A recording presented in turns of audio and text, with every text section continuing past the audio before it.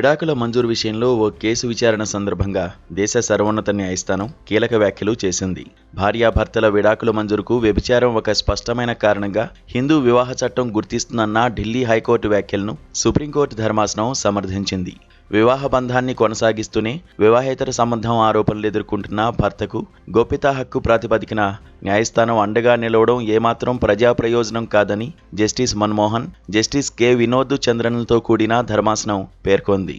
భర్త అక్రమ సంబంధం నిరూపణకు గాను అతను మరొక మహిళతో కలిసి హోటల్లో గడిపిన ఆధారాలు, ఫోన్ కాల్ రికార్డుల సమాచారం తదితరాల సేకరణకు సదరు వ్యక్తి భార్య న్యాయస్థానం సహాయాన్ని అర్థించవచ్చన్న ఢిల్లీ హైకోర్టు నిర్ణయంతో సుప్రీంకోర్టు ధర్మాసనం ఏకీభవించింది. ఈ విషయంలో భర్త అభ్యంతరాలను తోసిపుచ్చింది.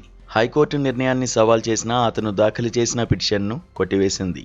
అక్రమ సంబంధం నిలుపుతున్న వ్యక్తికి గోప్యత హక్కు ద్వారా రక్షణ లభించదని సుప్రీం ధర్మాసనం స్పష్టం చేసింది.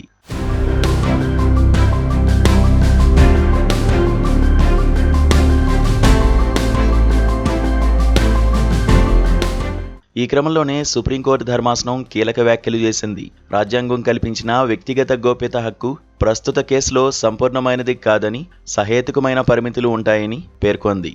అయితే తన భర్త అక్రమ సంబంధం నిరూపణకు గాను 2021 ఏప్రిల్ 29 నుంచి మే 1 వరకు అతను బస చేసిన హోటల్ గది రిజర్వేషన్, చెల్లింపుల వివరాలు తెలుసుకోవడానికి అతని భార్య కుటుంబ న్యాయస్థానం సహాయాన్ని కోరారు.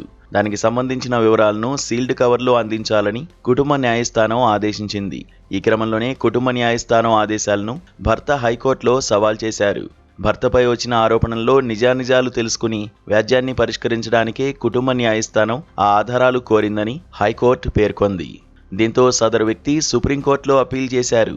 దీనిపై విచారణ జరిపిన సుప్రీం ధర్మాసనం వివాహ బంధాన్ని కొనసాగిస్తూనే వివాహేతర సంబంధం ఆరోపణలు ఎదుర్కొంటున్న వ్యక్తికి గోప్యతా హక్కు ప్రాతిపదికన న్యాయస్థానం అండగా నిలవడం ఏమాత్రం ప్రజా ప్రయోజనం కాదని పేర్కొంది.